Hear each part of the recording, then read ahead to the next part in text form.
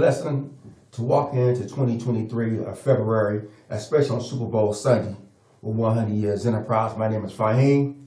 I'm Dante. And I'm Patrick. And again, who are we? 100 Years. 100 Years Enterprise. That's what we're doing. You know, today is a history-making day.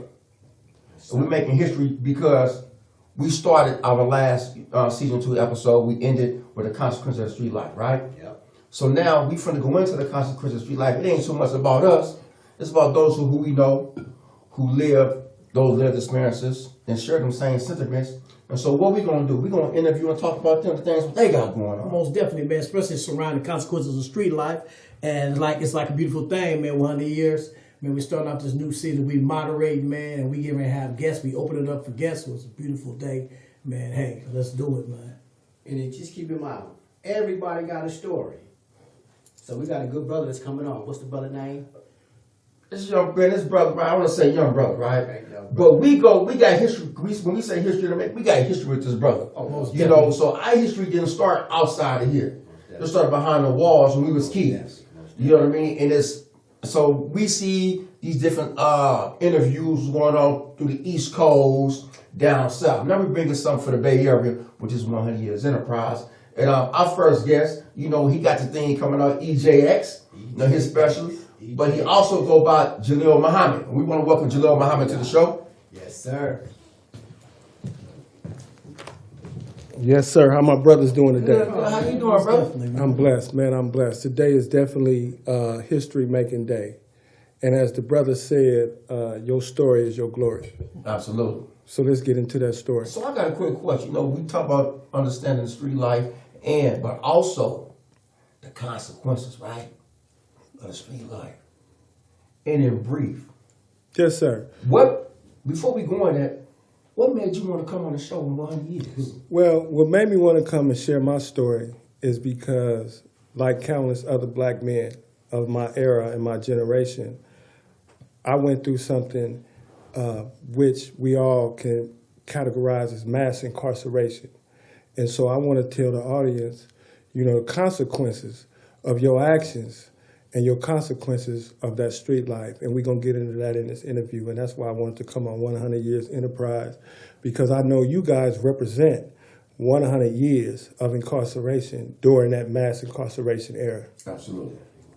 I got a question, too, man, regarding that, man. Thank you for coming on, man. It's been a pleasure and Absolutely. honor. I'm excited about seeing you, man, and all the many people that's going to come behind you, man, because it's a beautiful thing. But my question is, right, could you get an audience a little bit about, you know, we used to talk about ourselves, but we want to hear from other people now how you know us, each and every last one. Just spend maybe 30 seconds on each and every one of us so the audience will know who you are to us, and you know what I mean, and how you got to know us. Yes, sir. Well, during my journey to CDCR, I did 20 years, 7 months, and 26 days. And during those 20 years, I did time with each and every one of you at different periods of time. You know, I first met DT right here in New Folsom, a level 4 line, when we was both young pups. You know, we was in a GED class together. And not only was we learning how to read, write, and write a essay, we was learning how to be men. We was learning how to be black men. We was learning how to represent principles. We was learning, you know, what it was to be a man and be a father, be a son, and be a homeboy, because that's what I always considered him as my homeboy and my brother. Absolutely. Same thing with you. We was going to ride together no matter what the season and no matter what the reason. We was going to represent the Bay Area to the fullest. Well, that's what we're doing today. Absolutely. Exactly. I just wanted to say this to you, E. You know, it was a pleasure and honor to meet you when we did meet. You know, we was, like you said, we was young. You know, so just this moment, this is a beautiful moment, because when we was sitting up in that level 4 New Folsom, we never knew that we would be right here to where we at today. Because I know for me, I lost hope. I had a little hope. You know, we've had a life sentence. We don't know if we're going to ever get out of prison. You know, so it's a blessing and an honor to see all of us on this side and doing what we do. You know, so we're going to get into the consequence of the street life, right? Because back then, when we was doing the things that we was doing, we didn't understand or didn't know the consequence of the street life. We didn't know we were going to wind up in prison. I know I didn't. You know, and I didn't know I was going to be going to prison in a cell with another man. You know, smelling another man's defecation. For real. I mean, so I didn't know any of that. You know, so give us a little history about you growing up in the streets of Oakland. Yes, sir. Well, I'm going to make that brief because, it's a well-known fact. I grew up in the 69 Village, associated with the 69 Village, and I'm mom affiliated, right? But again, for the artists that don't know, I was raised in East Oakland.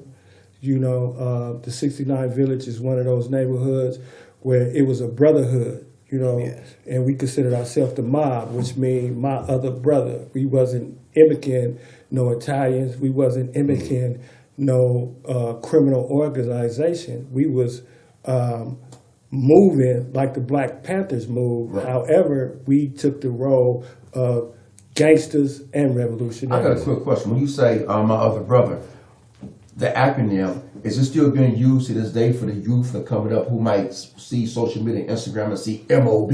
No, sir. Right. The MOB I speak on is in my heart.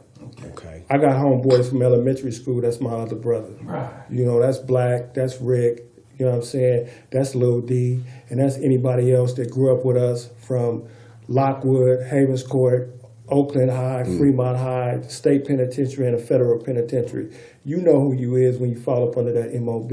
But today, no. Today we all pawpaws, fathers, husbands, uncles, big homies, OGs, and brothers out here that's really trying to be example for the younger generation. Most definitely. Man, that's powerful. Yeah, that is.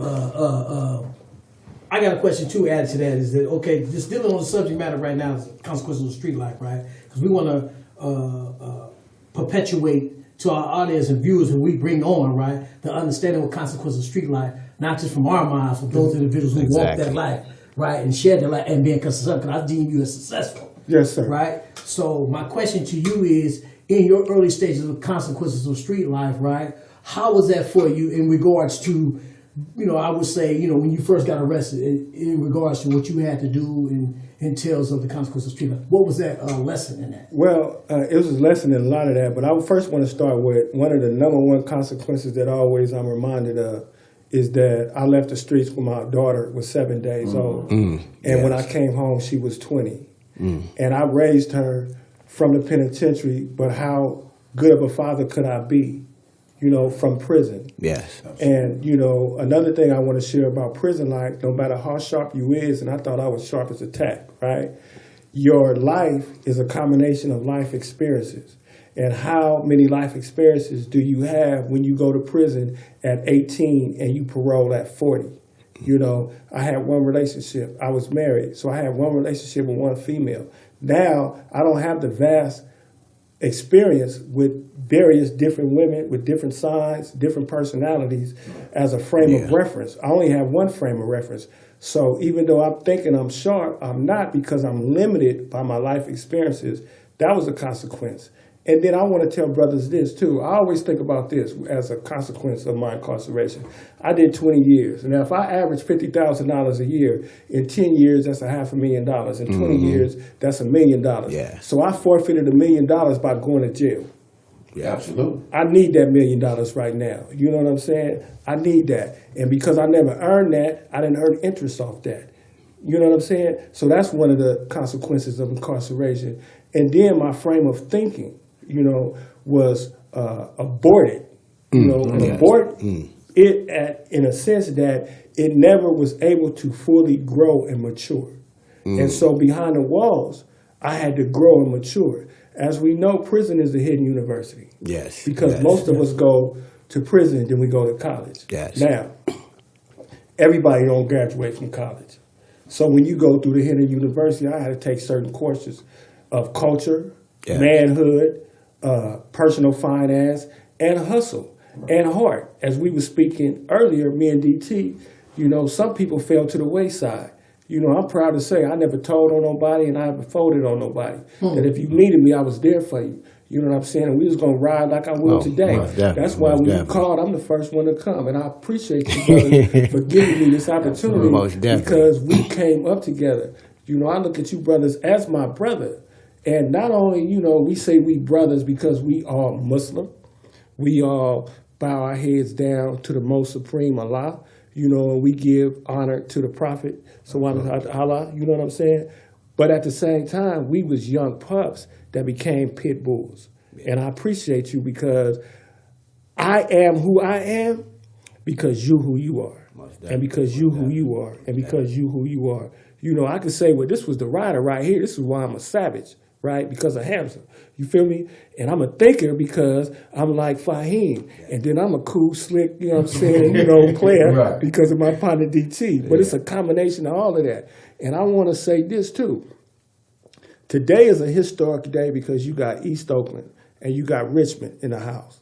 Yes, As sir. brothers, Yes, sir. you Yes, feel sir. me? Yes, So I want to salute you brothers. Right. You know what I'm saying? Most Because we got Richmond, we go back to Calvin T and Too Short. Right. You know what I'm saying? To the Veterans Hall, to the Oakland Coliseum, and we was all striving to ride on Zeniths and Vogues and wear right. donkey ropes. That's how far we go back. And we got Norfolk. Let me ask Yeah, that's what I'm going to say. Yeah, Don't forget about Norfolk. Yes, sir. We Norfolk. don't have Yeah. able part in this. But yeah, I let me- respect everything y'all said. Right. Let me say this, E, so all the viewers that's looking at this are gonna see this podcast, right? What good advice can you give these youngsters that's out here doing all this foolishness out here on the streets? You know, toting guns, robbing, snorting dope, whatever they doing, for us, they criminal mind, and not understanding that if you get caught, guess what? You might go to prison for a very long time. And you might be in a cell, with a booty bandit. You might be in a cell with a fiend, or you might, become somebody's girl. Absolutely. know, I got so- a lot to say about that. And I don't mean to cut you off, brother. But first of all, when you make certain choices, you got to know it's certain consequences. Absolutely. Okay, but let me say this though. Yeah, right. But because I'm quite sure all of us, right, when we was doing, we wasn't thinking about going to prison, and that's what's going on right today. Mm-hmm. Well, let me share a lesson with you that my mother shared with me, and it took me a long time to understand it. But she said, if you do something right the first time, you don't have to do it all over again. So that's like your education. I dropped out of school, so when I went to prison, I had to redo it. And that's in most of your lessons, right? And there is no shortcuts to growth and development. It's a song that Meek Mill once had, and he said it's levels to this. Absolutely. And you can never reach another level until you graduate from one level. You would never have a high school education, education, until you graduate from junior high school, and vice versa. And so if you never graduate, then you are illiterate, which means you don't have an understanding at your level of growth and maturity, where you at. And so what do? It's not over. You have to go back and relearn. Yes. And so what you do is you play catch up. And if you play catch up, right, for your entire life, how can you win? You can't, because you're going to be ever chasing something. Yeah, you'll be like the 49ers trying to win that game last week. It was impossible because they wasn't equipped with the talent level, with the skill level, the experience level to match up against their opponent. And we going against an opponent every day. Corporate America period. Every nationality, every cultural group is in competition, not with us, but with the system to win. Right. So, in regards to what Dante just said, you have a 14, 15-year-old young man and young woman listening to this podcast, and they dealing with, neglect and abandonment. They dealing with, the effects and remnants of war on drugs and obviously the fentanyl and everything. Absolutely. But they trying to find a way out. So they hear everything we talking about. And so from you, how do they find a way out while they dealing with these consequences? It could be from family. Absolutely. Well, one of the things I would think you should do is understand what peer pressure is. And peer pressure is not always your peers forcing you to do something. Many times it's you forcing yourself to do what your peers are doing. So you make those choices. And even though they're not forcing you to do it, you willingly do certain things to fit in. And I would share with you what a brother Captain Malik shared with me. And he said there's 3 important things a black man or a black child should know. 1 is what you want to be in life. 2 is what does it require to be what you want to be in life. And then 3, when you're going to be about the business of doing what you know you need to do to become what you want to be in life. Now, if you never know what you want to be in life, you will never make it to the next level, which is 2, which is finding out, right, what it needs to be. definitely never reach level 3, which is being about the business of doing what we're doing. Because even now, we are not chasing what we lost. We're moving from this point on. You know what I'm saying? And so with that being said, we can only do that now because each of us individually at some particular time in life realized that I want it better and I want it different. Even behind the walls, as my brother so eloquently said, I never had hope or aspirations to come home because I never seen nobody come home. Exactly. But then one day, Allah blessed me to see my homeboy Curtis Lee go home. And when I seen him go home, I said, I'm up out of there too. You know, because it was two things I knew about Kurt. I want to say one thing for all our listeners, subscribers. Thank you, and please continue to comment on everything what you hear. Absolutely. And going back to that, you know, I seen Curtis Lee go home, and I knew he was my peer. You know, he wasn't no celebrity. He wasn't somebody that I didn't know. I know he walked the same projects I did, went to the same school I went to, and then I also know because he laced me. See, that's one thing that we got to get into, especially coming from the Bay Area, is each one teach one. Most definitely. You know, if I know the game or the recipe or the script, we pass it on. Yes, and, you know, that's one of the things that I did when I first came home, as you brothers attest to, is that when I came home, I knew I was inspiring all of you guys to come home. Most definitely. You know, and I knew, just like with Curtis Lee's situation, when y'all said, man, he went home, right? I'm getting up out of here. And then I made it accessible so that you guys could see me that I made it home. Sir. I sent pictures back. Yes, sir. You send me the packet. And I sent a package. You know, I started a nonprofit organization, Exactly. you know, because giving back is so important because, you know, I got big homies, right? Just like last night, I was talking to Black. This is why I'm on fire, right? Because I expressed to him, you know, that I was going to do a podcast, and he said, who you doing it with? And I said, my brother's from Richmond. And then he told me some old Sonny stories. He told me how the village in Richmond always had a relationship and a kinship. And we was never on that bullshit. He was like, yeah, man, yeah, I like to see that.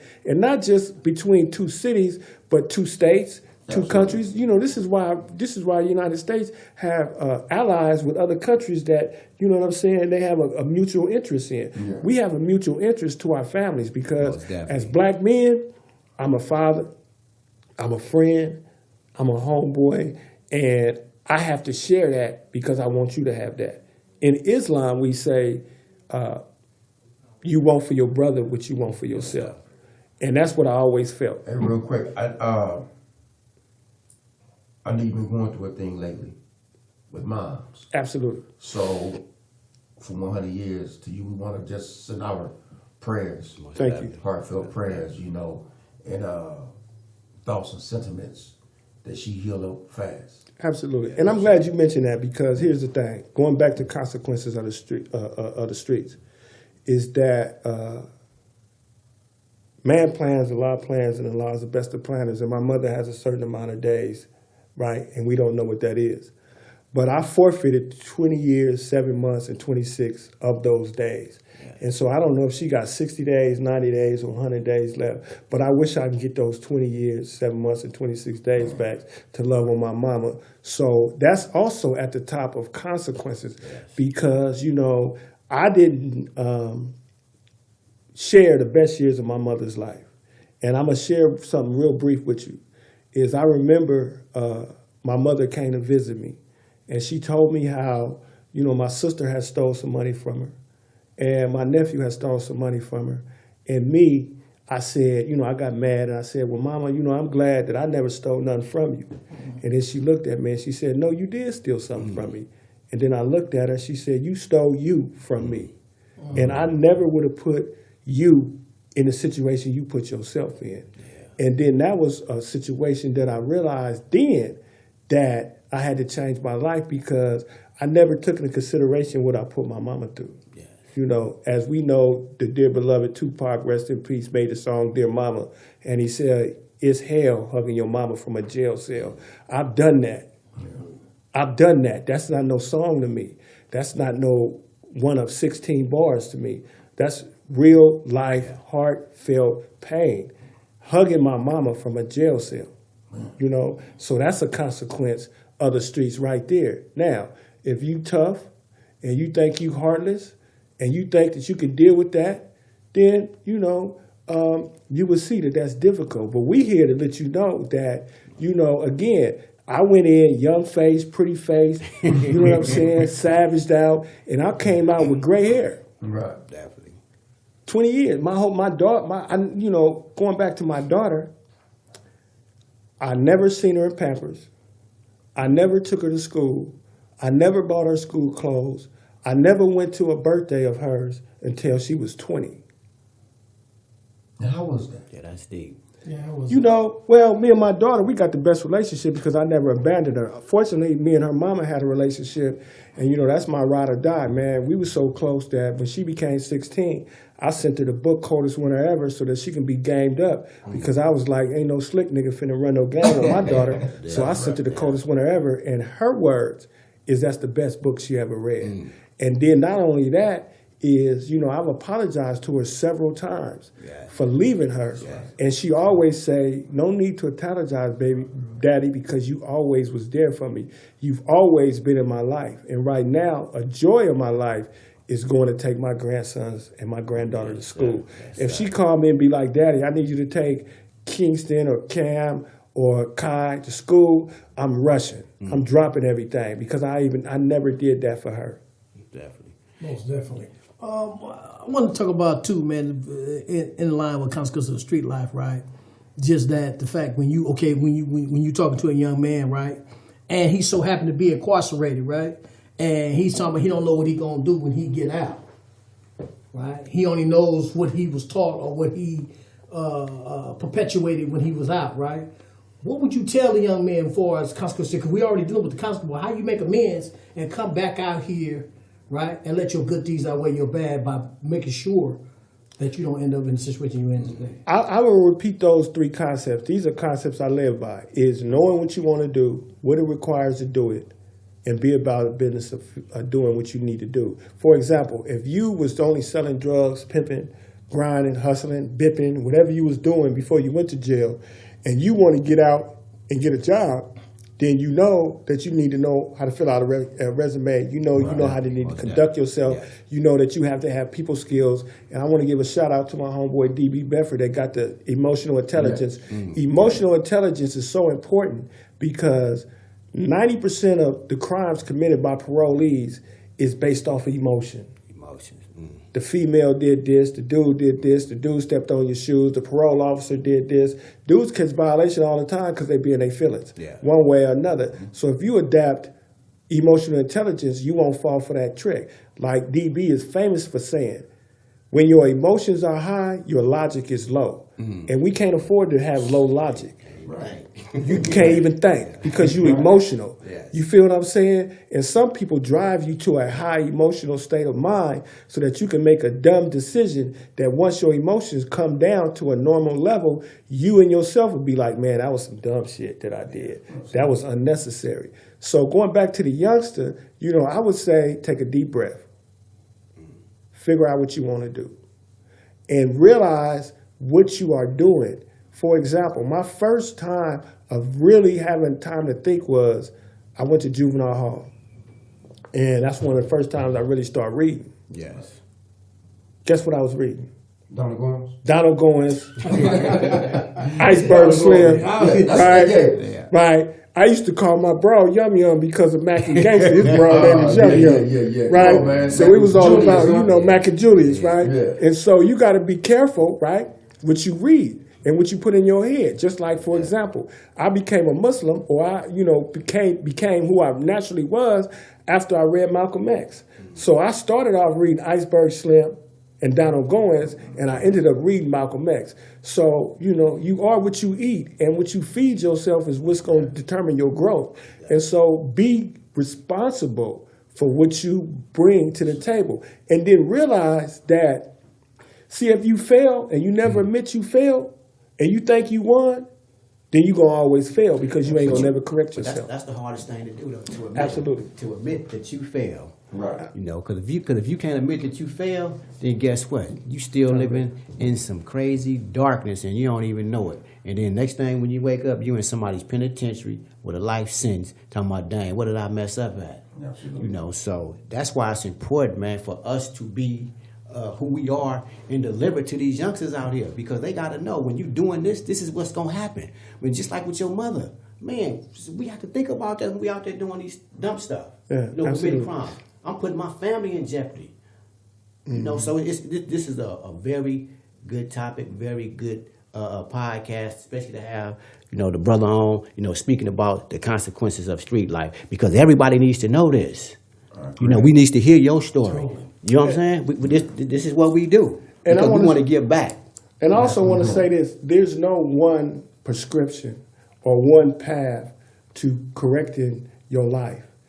It's all on the same network of change and Yes, growth. sir. Yes, you sir. know? So, you know, what made me become a better man necessarily may not be the path you on, but it's the same concept as I realized I wanted to be something different. Yes, sir. You know, and to recognize and understand the difference, it start with the thought. So we have to really allow our minds the freedom to do what it needs to do. Because earlier in the conversation you said, you aborted. We didn't gauge something up, man. So now we got to stop throwing our minds away. Absolutely. You know what I mean? We got to really just stop and like Dante just said, you know, what we have with 100 Years Enterprise and the message and the music, don't listen to our lyrics. Yeah. Listen to what you see us do. Absolutely. So you see it, but listen to it. And it's food for thought. You know, one thing I would say, you know, about 100 Enterprise, and I want everybody to hit that like button. Everybody to subscribe button. And that's you know what I'm for sure, saying? subscribe. Because it's free game. Please You know what I'm comment. saying? And game's supposed to be sold in October. We finna give it to y'all. But at the same time, you know, I want people to understand this, right? Is that as black men, as brothers, as homeboys, as comrades, whatever you consider yourself is, I'm only as strong as you. Most definitely. You know, Most definitely. and in the Most concept of, you know, this NBA season, you know, it's alley-oop season. You know what I'm saying? It's Lob City. You know what I'm saying? And I get the next alley-oop, but I'm going to throw it up to y'all first. And I want both of y'all, all three of y'all, to dunk it, because I want to see your success. Not for a personal, individual reason, but I smile when you smile, Most right? definitely. And your success is my success because, you know, I consider all y'all my little big homies, you know? Much respect. And I really want to see y'all win, and I know y'all want to see me win, and Yes, we're about sir. to win. And so with that being said, I want to thank you, brothers, Yes, sir. for Thank you. inviting me, and anytime you need me, as I know, anytime I need you, we going to come together, you know, and we going to represent the best generation ever, because that's who we are. We stand 10 toes down. We going to stay solid. Yes, We sir. not going to fold. We not going to do none of the things that's going to disrespect the years that we've been Absolutely. growing. Definitely. Most In definitely. that case, it's 100 years. So in this podcast, it's 100 years plus 20 years, 7 months, and 26 days, because I want to be a So part of that. subscribe, please subscribe. Thank you very much for being on our show, we man. appreciate 100 you, Years E. Enterprise, man. This is what we're about, man. It's all about unity and building and growing. 100 Years DLP, 100 Years Instagram. Subscribe, please subscribe. Check, man. Send your comments as well as Hit that like button. Hit that like button, man. History in the making, man. Hit that website, 100years.biz. And get your hoodies too. Yeah, Get yeah. your hoodies and your Yeah, hats. I got mine. Everything. Yes, You sir. know, and History in the again, making, man. History in the making. My name is Fahim. I'm Patrick. Dante. And I'm E. Muhammad, EJMX TV, man, out. And we most Absolutely. definitely appreciate you, 100 good Years brother. Enterprise. Yes, sir. Thank you.